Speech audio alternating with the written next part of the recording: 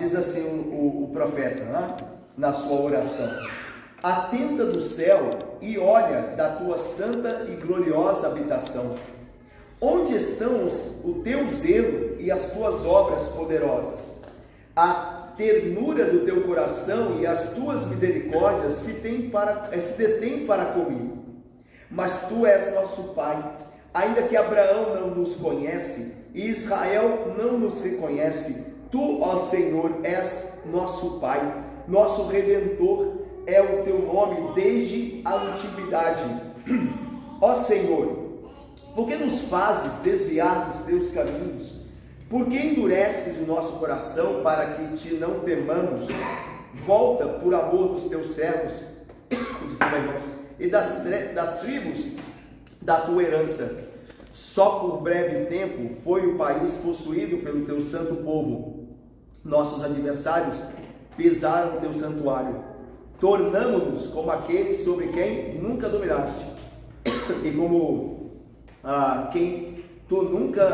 tornamo-nos como aqueles sobre quem tu nunca dominaste, e como os que nunca se chamaram pelo teu nome. Vou pedir ao nosso irmão presbítero para fazer uma oração, para Deus nos abençoar no estudo da palavra.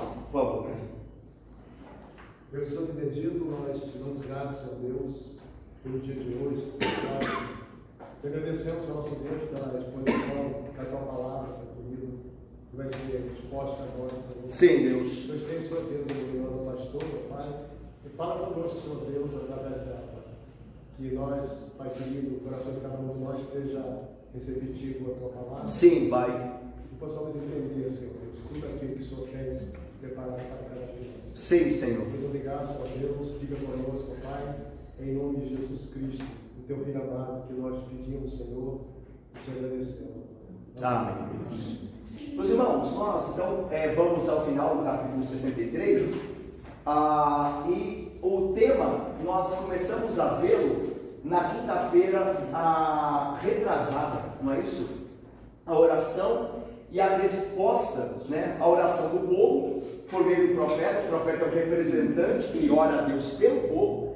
E depois nós veremos ainda nesse trecho aqui, né, que vai até o capítulo 66, ou seja, até o final do livro, né, que é o versículo 24.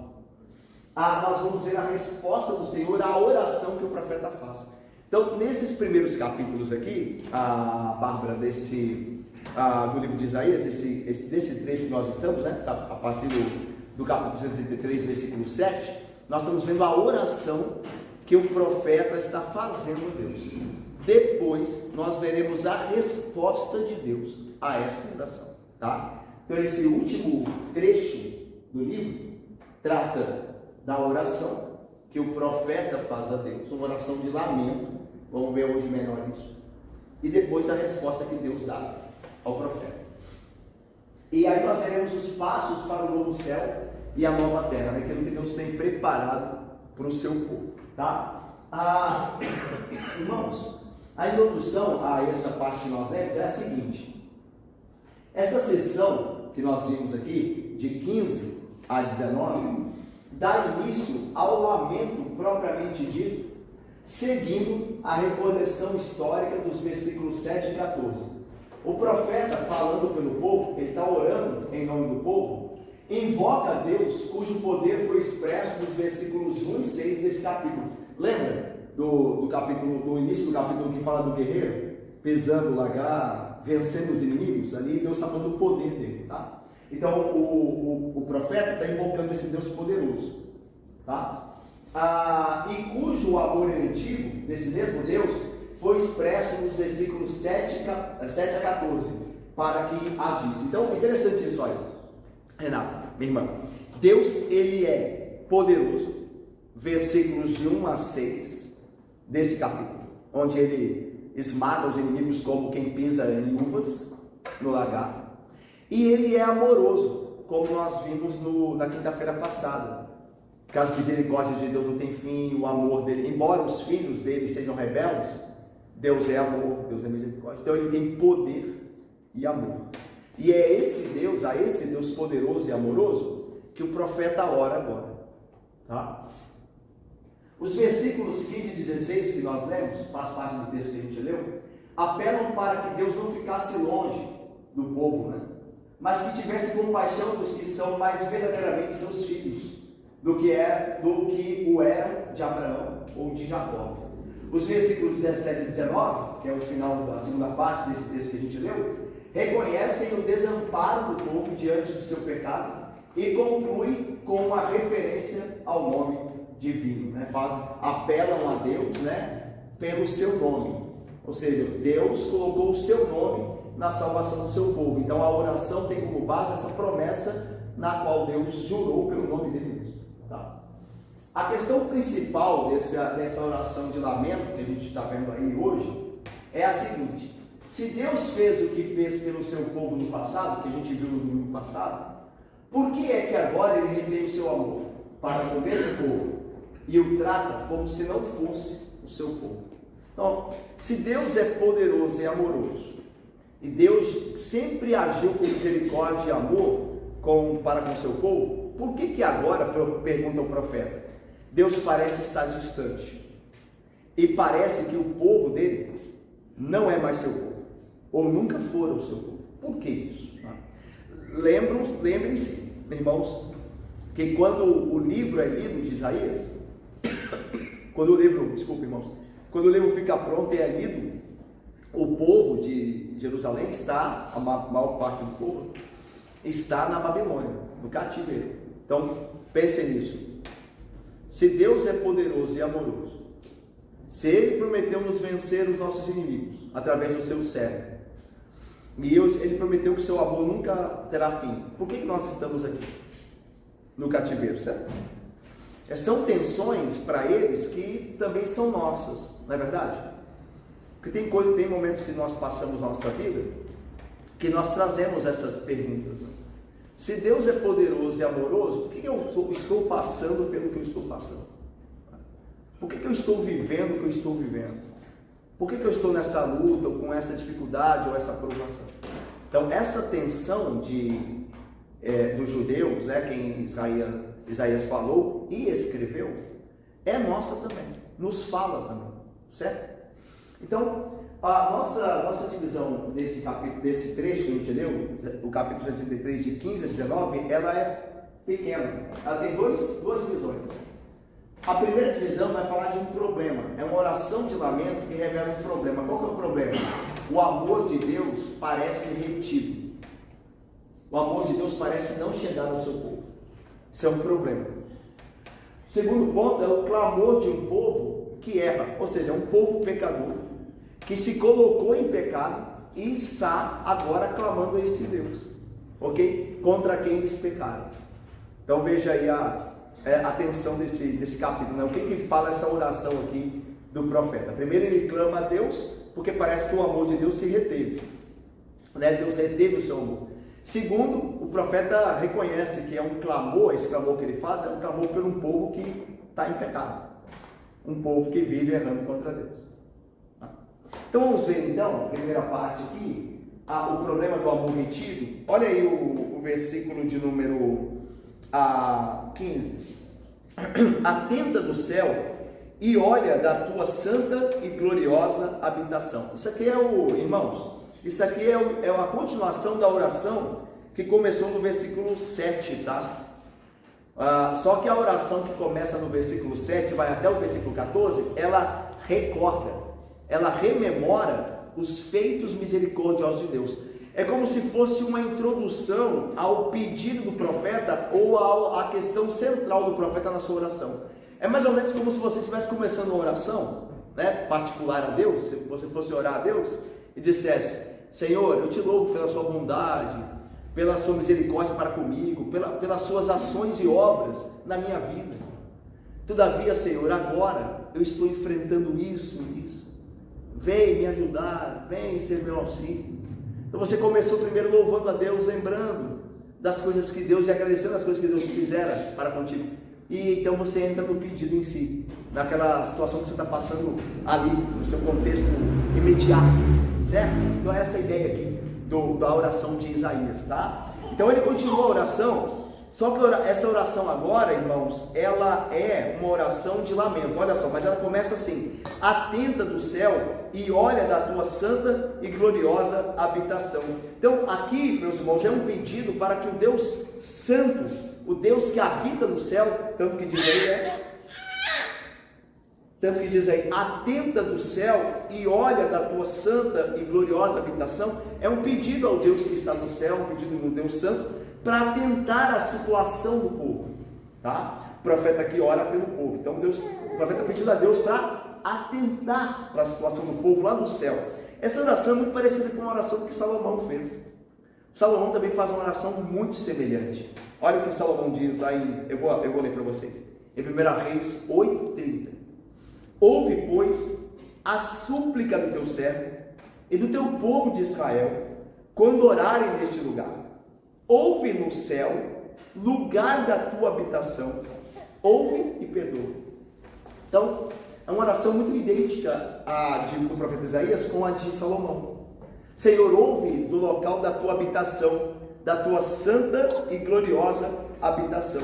Então, meus irmãos, a oração aqui, portanto, é dirigida ao Senhor na plenitude da sua natureza divina, né? Por exemplo, é dirigida ao Senhor que é transcendente. Ouve da habitação do céu. Então o Senhor é aquele Deus separado dos pecadores, transcendente, ele está no céu. Ao mesmo tempo, ele é belo e glorioso, porque ele diz assim: ouve da tua santa e gloriosa habitação. É interessante que o lugar que alguém mora pode dizer algo sobre ele, tá? Pode não dizer tudo, mas diz algo. O lugar que alguém mora, Se alguém mora, por exemplo, num bairro de elite, isso diz algo da pessoa, né? Que a pessoa tem condições de morar ali, talvez, ou trabalhe numa empresa que o banque ali, que diz algo dele. A ideia é que a habitação de Deus no céu diz que ele é santo e glorioso. Se Deus está no céu, e o céu é a sua habitação, então a habitação dele diz algo sobre ele, ok? Não é qualquer um que mora no céu, que habita nos lugares celestiais. Então é a este Deus santo e belo que Isaías está levantando o seu clamor agora, que ele passará a levantar o seu clamor. E olha como isso acontece imediatamente. Olha o lamento dele, de Isaías.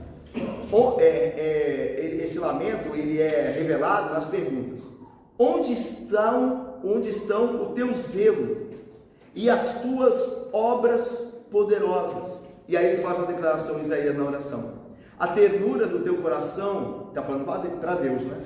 A ternura do teu coração e as tuas misericórdias se detêm para comigo. Então a ideia é: Senhor, onde está o teu zelo aqui, né? Onde está o teu zelo? Zelo aqui é o comprometimento fervoroso por meio do qual alguém mantém promessas. Então a ideia é a seguinte: Senhor, onde está o teu zelo para com as coisas que o Senhor prometeu? Veja, irmãos, o povo de Israel, o povo de Judá nesse momento, e também segundo a profecia de Isaías, iria passar momentos muito difíceis no cativeiro. E a pergunta é essa: onde está o teu zelo para com o teu povo? O teu povo estará debaixo do cativeiro, vai sofrer o cativeiro. Onde está o teu zelo, a Deus? Então é uma pergunta a princípio justa. Se o Senhor é o nosso Deus, por que nós estamos passando por isso? E ainda que nós tenhamos pecado, o Senhor não é um Deus de misericórdia? Então por que o Senhor não vem nos salvar? Ok? Então essa é uma questão muito ali própria daquele momento, né, que Isaías na sua oração revela. E aí ele diz mais: então onde está o teu zelo, né, o teu compromisso zeloso com as tuas promessas e as tuas obras poderosas? Aquelas obras que o Senhor fez, por exemplo, no Êxodo, quando o diácono Gessé e Valéria e Rosinha, o Senhor livrou o seu povo da mão poderosa de Faraó, tirando lá o seu povo com poderes e prodígios, né, da sua mão. Então o profeta está lembrando: Senhor, onde estão as tuas obras poderosas de outrora? Por que o Senhor não realiza algo semelhante agora? Então essas são perguntas que revelam o problema aparente do amor retido de Deus. Se Deus nos ama, onde está o zelo dele com as promessas que nos deu? E se ele nos ama, por que ele não faz as mesmas obras para conosco?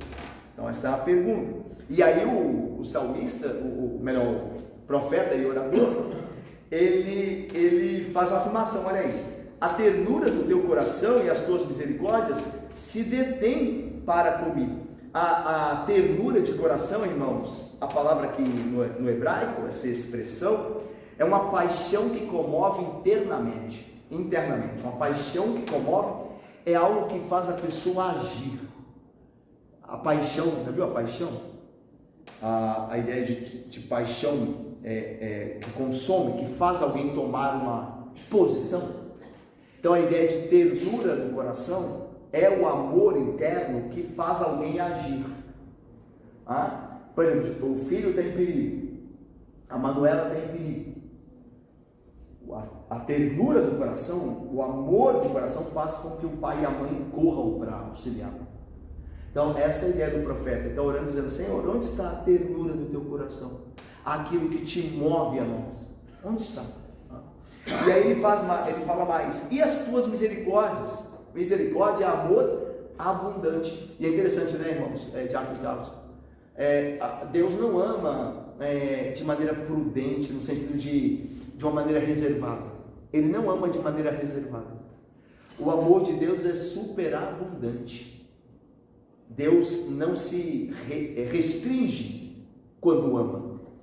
Então a estranheza do profeta, quando ele ora a Deus, é essa: onde está aquele amor abundante? Ele parece que foi retido de nós. E é isso que ele fala: essas coisas, a ternura do teu coração e as tuas misericórdias, se detêm para comigo, né? Diz o profeta. E aqui é uma coisa interessante. Aqui tem uma pergunta aqui que é muito importante, Isabel. Deus não muda, certo? A Bíblia fala que Deus mesmo na sua palavra diz que ele não muda. Lembra? Porque eu, Senhor, não mudo. Vós, filhos de Jacó, filhos de Israel, não são consumidos. O Senhor então é o que era, é o que é e para sempre o será. Então veja, alguma coisa mudou, não mudou? Porque o profeta está assim, Diácono Luiz: onde estão, Isabel, o teu amor, a tua ternura, os teus feitos poderosos? Parece que algo mudou, que Deus não é o mesmo, certo? Mas irmãos, Deus é o mesmo. Então alguma coisa mudou, que não é Deus. Deus não muda. Então alguma coisa mudou. Então é interessante, né? Quando nós passamos por situações adversas, nós temos que sondar o nosso coração para ver o que está acontecendo e perceber que nós é que podemos ter mudado e não o Senhor. O problema não está no Senhor, muitas vezes está em nós. E aí nós às vezes queremos procurar o problema onde ele não está, né? Deus, o Senhor mudou, por que o Senhor não faz mais isso? E na verdade, quem mudou fomos nós, porque Deus não muda, certo? Então essa é uma questão que é levantada aqui, tem que ser levantada, ok? Então vamos lá, olha só, olha só a verdade que Deus não muda. Olha o versículo 16, alguém lê para mim, por favor, versículo 16. Mas tu és nosso Pai, ainda que Abraão não nos conheça, e Israel não nos reconhece. Tu, ó Senhor, és nosso Pai, nosso Redentor, o teu nome desde a antiguidade. Então veja, mas tu és nosso Pai, ainda que Abraão não nos conheça e Israel não nos reconhece. E é interessante aqui que o profeta, enquanto ora a Deus, isso aqui é muito importante, que ainda que ele não entenda e aparentemente Deus tenha retido o amor dele, o profeta se segura naquilo que Deus diz dele mesmo. Ou seja, Deus não muda. Deus não mudou. Ainda que nós achemos que o amor de Deus não vem mais sobre nós, que Deus está fazendo alguma coisa diferente do que fez, a verdade é que Ele continua sendo o nosso Pai. Isso aqui é muito importante. Você se lembra do Salmo 73? Salmo 73, que é o salmo que fala da prosperidade dos ímpios. Por que prosperam os ímpios? Parece que nada vai mal aos ímpios, diz o salmista lá, né? Enquanto eu sofro dia a dia, os ímpios parecem. Então o salmista lá no Salmo 73 questiona um monte de coisa. Só que ele começa o salmo, antes de questionar um monte de coisa, ele começa o salmo assim: com certeza Deus é bom para com Israel. O salmo começa assim: com certeza Deus é bom para com Israel. Aí continua assim: contudo, quase me resvalaram os pés, quase que eu caí da minha confiança. Ou seja, Deus é sempre bom. Eu é que entendo as coisas erradas. Eu é que muitas vezes me coloco em situações em que Deus se torna meu inimigo. Mas Deus é sempre bom. Deus é sempre justo. Deus não muda. Então é a mesma coisa aqui. Veja que o salmista está questionando as obras e as intenções do Senhor, mas agora ele concorda, ele chega ao ponto que diz: não, Deus é pai, Deus é nosso pai. Isso é certo. Alguma coisa aconteceu para que nós estivéssemos passando pelo que estamos passando, mas Deus não muda. Então olha só aí: mas tu és o nosso pai, ainda que Abraão não nos conhece, Israel não nos reconhece. Aqui, meus irmãos, a ideia é de que ainda que os membros mais excelentes e honrados da família não possam oferecer ajuda, Deus continua sendo o pai e o redentor e o resgatador do seu povo. Então isso aqui é muito interessante, isso aqui é muito importante para nós. Quando nós estivermos passando por angústias da vida e problemas, uma coisa nos será muito bênção, muito abençoadora, que é a seguinte: nós temos certeza de quem Deus é. Isso é essencial para nós ficarmos de pé, ficarmos fortes, fortalecidos no meio das angústias. Deus, Ele é quem é, Deus não muda. E é nisso que o salmista, ou o profeta, enquanto ora, está se apegando aqui.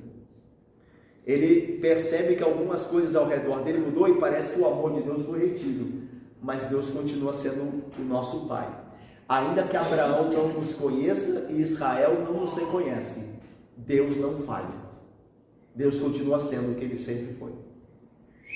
E é interessante aqui, olha, veja o final do versículo 16: nosso Redentor é o teu nome, desde a antiguidade. Ou seja, antes de Abraão, antes de Jacó, Deus é o nosso pai. Deus sempre esteve operando em favor do seu povo desde a antiguidade. Então, olha só que interessante: ainda que as coisas agora estejam como estão na minha vida, Deus sempre esteve ao meu lado, na sua graça e misericórdia. Deus sempre me socorreu. É a ideia aqui de desde a antiguidade. E não só a nós. Veja, não só a minha vida. Seria muito injusto colocar Deus apenas no recorte da minha vida. Desde a antiguidade, Deus sempre foi fiel àqueles que creram nele. Deus nunca frustrou ninguém que esperou nele. Então ele não vai me frustrar, porque ele nunca fez isso. Então essa é a ideia. A confiança em quem Deus é a força do salmista ou do profeta na hora da angústia, na hora que o povo passa por tribulação. Ok? Vamos lá para a segunda parte, que é o clamor por um povo que erra. Olha aí, versículo de número 17. Então veja, o problema fundamental aqui, irmãos, é o seguinte: se Deus não pode mudar, nada pode mudar. Mas o povo, enquanto continua na prática do pecado, parece ter perdido a sua herança e não pertencer mais de modo algum ao Senhor. Então veja, o problema não é Deus, o problema é o povo, o problema somos nós. Nós mudamos no nosso relacionamento com Deus, e aí os nossos problemas, Diácono Felipe, nossas tribulações aumentam quando nós mudamos com o Senhor. O Senhor não muda. O Senhor prometeu que se nós andarmos pela graça em seus caminhos, Ele nos abençoará. Então, se alguma coisa tem mudado, não é o Senhor. E essa é uma reflexão que o profeta faz agora, e começa a reconhecer que quem erra é o povo. o profeta está clamando a Deus por um povo, mas é um povo que erra. É um povo que é culpado daquilo que está acontecendo, ok? E é interessante isso aqui, irmãos, porque veja só, só para a gente voltar aqui que é importante. Lembram-se que antes da gente entrar nesse trecho último de Isaías, nós estamos vendo algumas promessas de Deus. Nós vimos que, por exemplo, uma cidade será reconstruída, que estrangeiros iriam morar nessa cidade, que eles iriam até aquela cidade. Lembram-se disso? Lembram-se que a gente está vendo isso em Isaías? São várias promessas falando da Sião futura, da Jerusalém, do novo céu e nova terra. Aí no início do capítulo 63 aparece o servo de Yahvé como um guerreiro que está vencendo os inimigos, certo? Então veja, o povo está ouvindo Isaías falando essas coisas e está todo mundo esperançoso. Só que a realidade deles naquele momento era de provação, era de ver o povo pecando, não era aquela realidade futura ainda. E é isso que cria essa tensão aqui agora, que a gente tem. Porque Deus fez muitas promessas, só que você olha para agora e você vê ainda derrotas, dificuldades, sofrimentos. Isso faz que seja questionado o amor de Deus que a gente viu no primeiro ponto lá. Só que o problema real, fundamental, não é Deus, somos nós. Essas promessas de Deus, elas vão se cumprir. Mas se nós vivemos em pecado, as coisas não vão acontecer como deveriam. Nós não vamos ter prazer nessas promessas, nem na companhia do Senhor, como poderíamos ter se não vivêssemos pecando. Então o problema está no povo que erra. E é por esse povo que Isaías está clamando aqui, tá? Como a gente vai ver. Olha só. E a oração é a seguinte, olha, continuação da oração, né? Ó Senhor, por que nos fazes desviar dos teus caminhos? Por que endureces o nosso coração para que te não temamos? Então parece aqui, irmãos, não é verdade? Parece que o profeta, quem ora aqui, que é Isaías, está colocando a culpa em Deus, né? Olha, ó Senhor, por que nos fazes desviar dos teus caminhos? Por que endureces o nosso coração para que te não temamos? Então parece que o Senhor que é o culpado, né? Ó Senhor, eu gostaria de te temer, mas o Senhor não me ajuda. Eu gostaria de andar nos teus caminhos, mas o Senhor me desvia. É isso que o salmista quer dizer? Não. Claro que não. Longe disso. Nós já vimos aqui o livro do profeta Isaías o suficiente para ver que algo assim seria incompatível com a fé de Isaías. Então o que o texto quer dizer então? Qual que é a ideia aqui do texto? A ideia é a seguinte: os pecados são de responsabilidade humana, do homem, e a Bíblia toda atesta para isso, que o homem é responsável pelo seu pecado. Jesus vai dizer, né, que é do coração do homem que surge todos os maus desígnios. Então o homem é culpado por tudo de mal que surge, é o coração do homem. Jesus disse isso, tá? Então não é Deus, não é Deus que é culpado, sou eu e você, é o nosso coração, ok? Mas o que Isaías quer dizer aqui? Ao mesmo tempo, irmão, se sabe também que se Deus permanecer indiferente à nossa necessidade, ao nosso coração endurecido, nós jamais vamos mudar, nós jamais vamos tomar o caminho que devemos.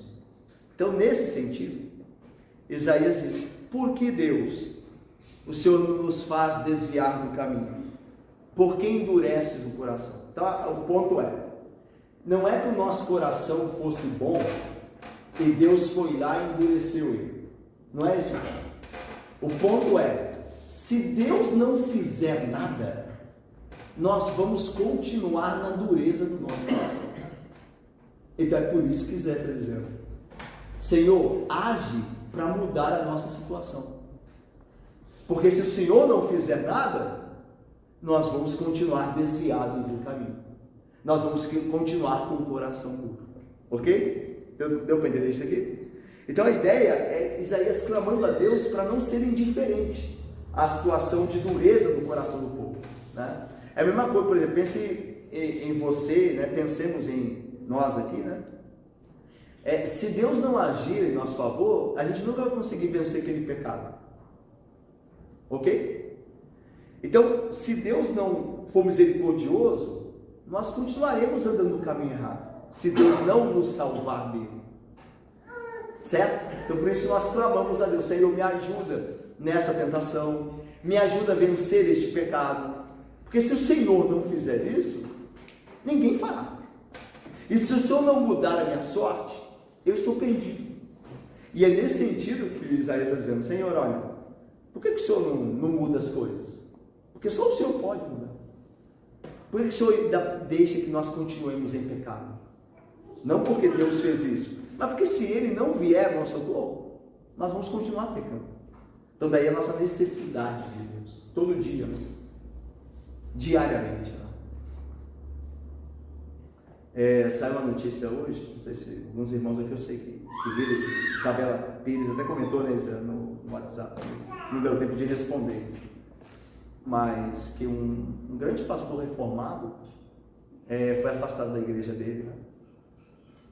Saiu uma nota hoje da igreja, por conta de problemas no casamento, né? Ele teve um problema com outra mulher. A nota não entra muito em detalhes, né?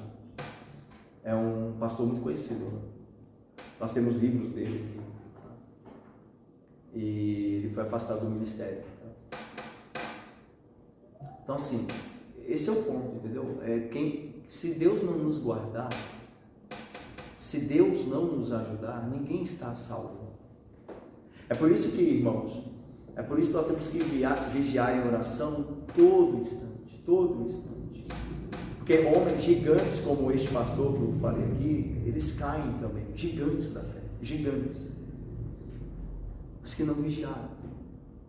Então, ninguém está salvo senão em Cristo, senão vivendo todo dia aos pés de Cristo, pedindo: Senhor, por que o Senhor não vem a meu favor? Por que eu não venço esse pecado? Me ajude a vencer esse pecado. Senão não há segurança para nós.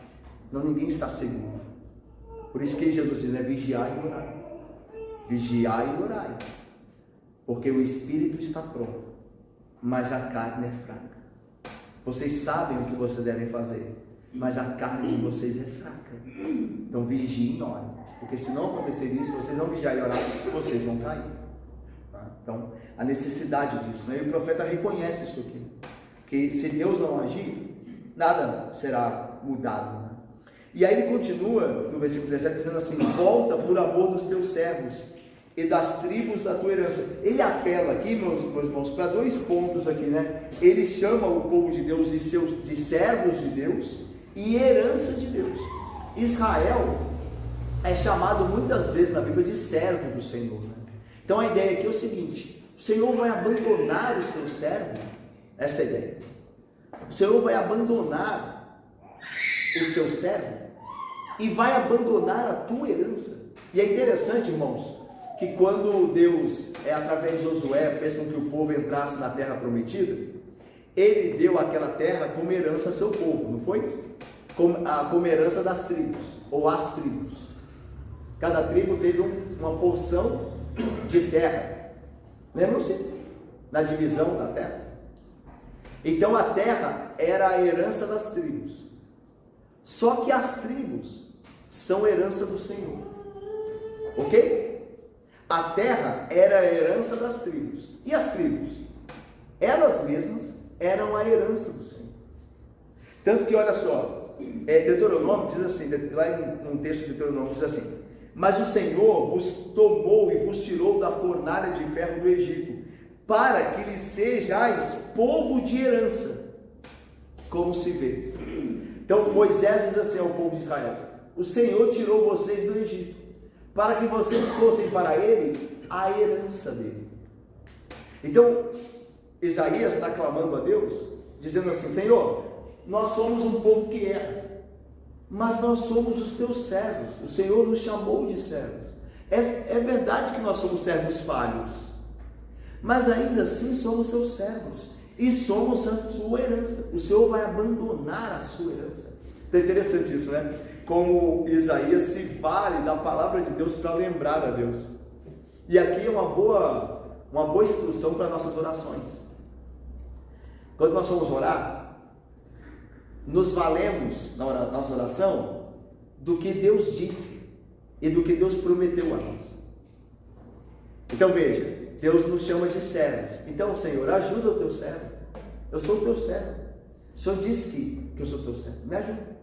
E o Senhor disse que eu sou a tua herança. O Senhor não pode perder a tua herança. Então me ajuda, me livra, me salva. Então é interessante isso. Se valer da palavra de Deus para orar ao Senhor.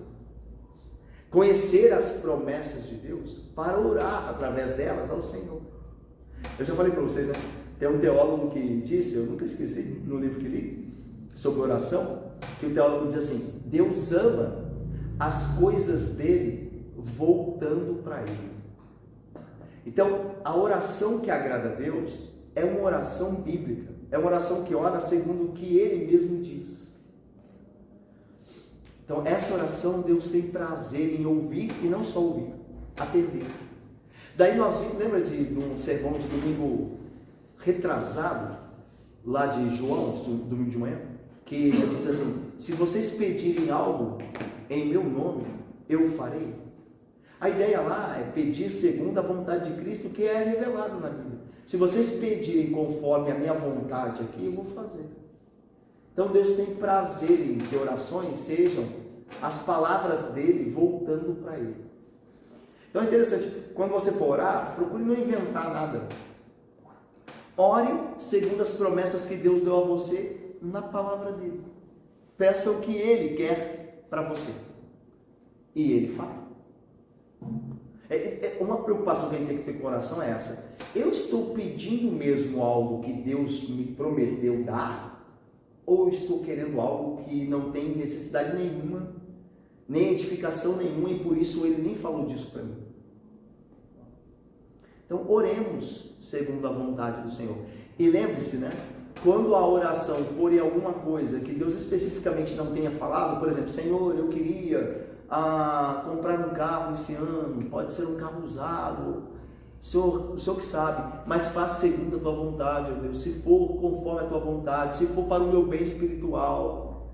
Aí nós colocamos todas essas coisas, né, que estão naquele campo ali de não reveladas, né, debaixo da vontade de Deus. Agora, você não precisa orar por santidade e depois dizer assim: se o Senhor desejar que eu seja santo, porque Ele quer que você seja. E se você pedir, você vai receber. Se você pedir, você vai receber. Você tem pedido para ser santo? Porque eu vou te falar, meu irmão. Se você pedir, você vai receber. Você será. Então, é disso que Isaías está dizendo aqui. Ele está orando segundo o que Deus falou. Nós somos o teu servo e a tua herança. O Senhor vai abandonar o teu servo e a tua herança? Então Deus já está apelando para a própria palavra de Deus. Isso aqui é muito importante para nós, as nossas orações. E aí veja só o versículo 18, caminhando aí para o fim. Só por breve tempo foi o país possuído pelo teu santo povo. Nossos adversários pisaram o teu santuário. Então olha só, agora, né, continua o lamento do profeta, porque ele está pedindo a Deus que venha fazer algo pelo seu servo, que é Israel, pelo seu povo, né? E ele diz assim: por breve tempo, só por breve tempo foi o país possuído pelo teu santo povo. A ideia, meus irmãos, é que durante o breve tempo, o povo santo de Deus foi desapropriado do país. Lembra que viria o cativeiro babilônico, né? E o povo estaria fora da sua propriedade, a propriedade que Deus deu aí, da terra. E o que aconteceu quando o povo estava fora, né? Enquanto o povo estava fora, Jerusalém foi pisada, foi pisoteada, né? O templo foi destruído. Então essa é a ideia que ele está falando. Por pouco tempo o teu povo esteve fora da propriedade. E o que aconteceu? Os inimigos entraram e destruíram, né? Essa é a ideia. Então olha só aí, só por breve tempo foi o país possuído pelo teu santo povo. Nossos adversários pisaram o teu santuário, né? E é interessante aqui que o povo é chamado de santo, e que o santuário também é referido aqui, Jerusalém como um santuário, a casa de Deus, ou a cidade de Deus. E isso está a segunda promessa. Quer ver? Vejam aí Isaías 62, 12. Só voltem um pouquinho aí. Alguém lê, por favor. Chamar-vos-ão povo santo, remidos do Senhor, e tu, Sião, serás chamada procurável, cidade não deserta. Veja que o meu ponto é o seguinte, irmãos, prestemos atenção aqui. Veja que nesse versículo 62, 12, povo santo e Sião, que é a cidade, são citados. Mas são citados dentro de um dentro de um contexto de promessa. Vocês serão chamados povo santo e cidade procurada. Porque as pessoas, vai ser uma cidade tão abençoada que as pessoas vão querer saber onde é e vão desejar ir. Só que a realidade, qual que é a realidade? O povo não é santo e a cidade foi pisoteada. Ela não é procurável, ela é pisoteada. Então, aquilo que Deus prometeu ainda não é uma realidade. E se a gente for pensar, nós estamos na mesma tensão, né? Porque, por exemplo, Deus nos prometeu fazer-nos santos como Cristo é, mas nós ainda não somos de fato. E Ele nos prometeu um novo céu e uma nova terra, só que não chegou ainda. Nós ainda vivemos num mundo que jaz no maligno. Então a nossa oração agora, ela se assemelha do profeta Isaías, porque nós esperamos promessas, mas que ainda não se cumpriram. E nós pedimos a Deus que cumpra logo essas promessas, como Isaías está fazendo aqui. Nós somos os teus servos e a tua herança. Mas olha como estão o povo santo. O povo santo não é santo, né? São filhos rebeldes, como diz aí o versículo 10. Olha o versículo 10 desse capítulo. Mas eles foram, o povo de Deus, os filhos que ele esperava serem obedientes, que não mentiriam, eles foram rebeldes e entristeceram o teu Espírito Santo. Então veja, o povo santo não é santo ainda, é rebelde. E a cidade não é procurada ainda, ela é pisoteada. Então a ideia é de que Isaías está clamando para Deus mudar a sorte deles e cumprir as promessas. Vamos terminar?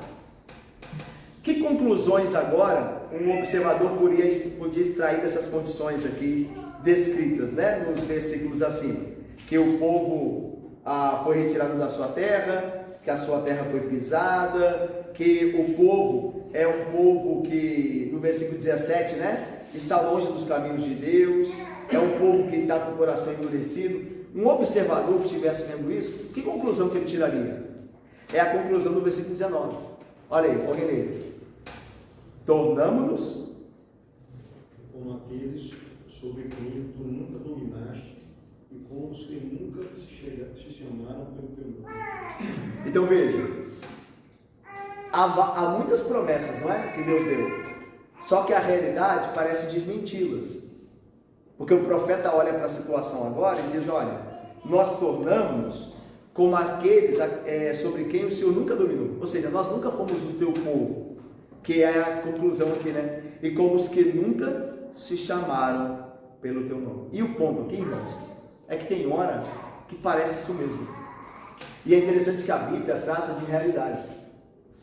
Você olha para a igreja hoje, em geral, parece que não é o povo de Deus. Você olha para os escândalos da igreja, o mundanismo dentro da igreja, parece que não tem nada. Então, pense em Isaías no nosso tempo. Pense se ele não concluiria a mesma coisa. Parece que tu, Senhor, não dominas sobre nós. E nós somos um povo que não se chama pelo teu nome. Isso aqui é muito importante para nós aqui. Porque veja, a Bíblia trata com realidades, a Bíblia não enfeita as coisas. Deus deu uma promessa? Deu. Que nós seremos um povo santo? Verdade. Que haverá novo céu e nova terra? Sim. E ele vai cumprir? Vai. Mas não é a realidade agora. São promessas verdadeiras e que se cumprirão. Mas não é agora a realidade. A realidade agora é outra. Ok? Nós vivemos num mundo que ainda essas promessas não se cumpriram. Elas estão caminhando para se cumprir, mas não se cumpriram. Então nós entendemos a crise que nós passamos. Isso não quer dizer que Deus deixou de ser pai. Lembra disso? Deus é nosso pai. Ainda que Abraão não nos reconheça, Israel, Deus continua, mesmo nessa confusão de hoje, Deus continua sendo nosso pai. Mesmo na confusão da igreja hoje, das igrejas todas mundanizadas, Deus tem suas promessas, Ele vai cumprir. Mas é fato que nós estamos num ambiente difícil? É fato. Isso deve nos levar a orar mais a Deus? Sim. Como o profeta fez. Senhor, vem cumprir sua promessa. Olha para a tua igreja. Olha como estão as igrejas hoje. Olha como está o povo que diz que carrega o teu nome. Veja como esse povo está longe. Olha para mim, Senhor. Eu sou teu servo. Quantas dificuldades eu tenho. Então, esse texto nos ensina a orar nessa tensão. A clamar ao Senhor que venha a cumprir o que Ele prometeu. Porque ainda que pareça que Ele reteve o amor dele, e ainda que nós sejamos um povo que erra, Deus continua sendo nosso Pai. E as promessas dele não são só verdadeiras, elas vão se cumprir. Então veja o que nós aprendemos. Nós aprendemos que devemos clamar ao Senhor por reavivamento da igreja. Irmãos, reavivamento não é algo que é fabricado pela igreja. Ninguém fabrica reavivamento. Aliás, eu queria saber, só aqui, parênteses, né? Eu queria saber como anda o avivamento. Lembra daquele avivamento? Aconteceu aonde? Foi nos Estados Unidos, não, você lembra? Não lembro o local. Eu queria saber como está o avivamento lá, que ninguém falou mais nada. Né? É porque quando surge, né? Irmãos, veja, sem ser muito cínico aqui, né? Eu gostaria mesmo. É interessante alguém falar alguma coisa sobre as coisas mudando naquele local lá, porque avivamento é assim, quando vem, meu irmão, muda tudo. Mas oba-oba não é avivamento. Avivamento não é coisa fabricada. É interessante que quando surgiu esse avivamento, começaram a querer imitar em alguns lugares no Brasil. Está acontecendo aqui também. Como se a gente pudesse fabricar essas coisas. Avivamento vem do alto. Vem quando Deus quer, como Ele quer e a quem Ele quer. Lembra? O Espírito sopra aonde quer. Ninguém controla, ninguém manipula o Espírito Santo. Por isso a gente tem que evitar aquelas bobagens de agora vem aqui que o Espírito Santo vai fazer a obra dele. O Espírito Santo tem a hora dele, o como ele quer agir segundo a palavra dele, o quando vai, quem vai. Por isso que a gente não faz apelo, né, no final do sermão, quem creu aqui no Evangelho, quem está sendo tocado agora. A gente não faz isso. A gente lança a semente e ela dará o fruto dela quando Deus quiser que dê. Pode ser imediatamente, pode demorar muito.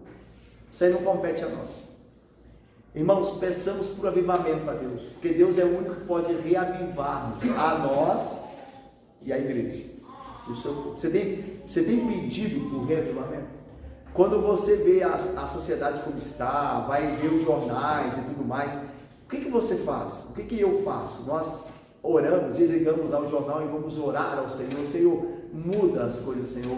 Vem trazer purificação por meio da sua igreja, um povo santo, que está precisando de santidade. Essas coisas. Esse texto nos ensina a orar por isso. Aprendemos que Deus é zeloso, amoroso, poderoso e misericordioso em seu ser. Se algo mudou, não foi Deus. Se tem algum problema, irmão, não é Deus. Talvez sejamos nós, mas Deus nunca falha. Deus nunca muda. E lembre-se que quando nós passamos por dificuldades, Deus não muda também. Isso vai ser, isso será muito importante para você, ou talvez quem esteja sendo, quando você tem passado agora por dificuldades, ou passará. Lembre-se disso, o Senhor não muda. O Senhor é amoroso, poderoso, é o Deus que socorre, é o Deus que vai cumprir promessas que Ele deu. Então, agarre-se a isso. O Senhor não muda. O Senhor sabe o que está fazendo. Vamos lá. Se Deus não intervir com poder para salvar, o homem está perdido na dureza do seu coração. Ou seja, se Deus não nos livrar de nossos pecados, nós estamos a eles entregues para sempre. Então, oremos ao Senhor para que o Senhor venha a nos livrar dos nossos pecados. Irmão, querido irmão, você está arrependido do seu pecado? A ideia de que você está com remorso do seu pecado, entristecido do seu pecado, é parte da atitude que você deve tomar. Mas ficar só nisso não resolve nada. Entendeu? Se você peca e se entristece e fica só nisso, não vai resolver nada. Você tem que ir a Deus. Você tem que orar ao Senhor. Senhor, me dê graça, me dê força para vencer o pecado. E clamar, e bater, e bater, e bater, e bater, até que o Senhor responda. Porque todo aquele que busca, encontra, pede, recebe, bate, abre-se-lhe-á. Então peça, peça, peça, até o Senhor dar. Mas não fique só sentindo remorso. Lembra, Judas foi assim, né? Ele sentiu um remorso, o remorso foi lá e se enforcou. Pedro pecou, negando o Senhor, mas foi ao Senhor. Se arrependeu e foi ao Senhor. E o Senhor o restaurou. Então não seja como Judas, que peca e fica triste só. Seja como Pedro, se entristeça e vá ao Senhor. E Ele vai restaurar. Ok? E por fim, devemos orar ao Senhor lembrando, entre aspas, né? Porque o Senhor não se esquece, né? Mas é o termo que a Bíblia usa, né? Essa é uma maneira, né, da Bíblia falar. Lembrando ao Senhor quem Ele é e o que prometeu. Então, procure se autoexaminar em suas orações. Pense, como é que eu tenho falado com o Senhor? É confiado no que Ele é? É sabendo quem Ele é? Onipotente, onipresente, onisciente? E sabendo e conhecendo suas promessas para mim? Que assim seja. Certamente suas orações não só serão melhores, viu? É muito mais do que isso. Deus ouvirá suas orações, se agradará delas como um cheiro suave, um incenso suave que sobe a Ele, e vai respondê-las, vai realizar aquilo que você deseja, se você orar segundo o que Ele é e segundo a vontade dEle para você. Ele vai fazer isso, Ele vai atender a sua oração, tá bom? Irmãos, se Deus abençoe. Amém, queridos.